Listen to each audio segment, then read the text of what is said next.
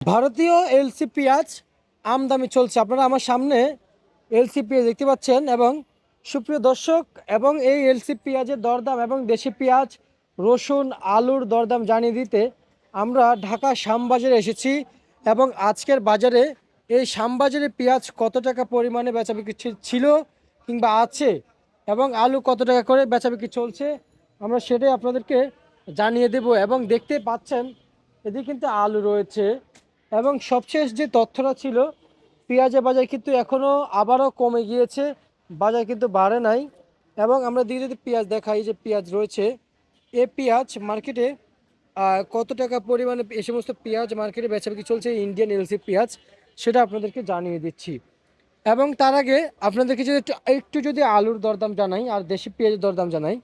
এই দেশি পেঁয়াজ আজকে 38 টাকা থেকে শুরু করে 44-45 টাকায় মান বেঁধে আজকে কেজি দরে বিক্রি চলছে ঢাকা শ্যামবাজারে। এবং আজকের বাজারে এই যে আলু দেখতে পাচ্ছেন, আলু প্রতি কেজি পাইকারি ধরে মান বেঁধে আজকে আলু বেচা বিক্রি চলছে সর্বোচ্চ সর্বনিম্ন।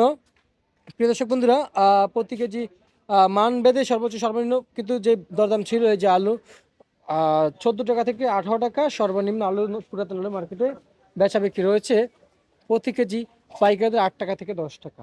এটা হচ্ছে আজকের আলু পেঁয়াজের বাজার। এবং ভারতীয় এলসি পেঁয়াজ মার্কেটে মান বেঁধে প্রতি কেজি পাইকারি দরে বেচা বিক্রি রয়েছে। এবং আজকের এই চলমান বাজারে ঢাকায় কৃষক সর্বোচ্চ মার্কেটে কিন্তু 65 টাকা থেকে 50 টাকা এলসি মান বেঁধে বেচা বিক্রি চলছে। আপনারা যেমনটি দরদাম দেখতে পাচ্ছেন এবং যেমনটি আমদামি দেখতে পাচ্ছেন মার্কেটে ছিল।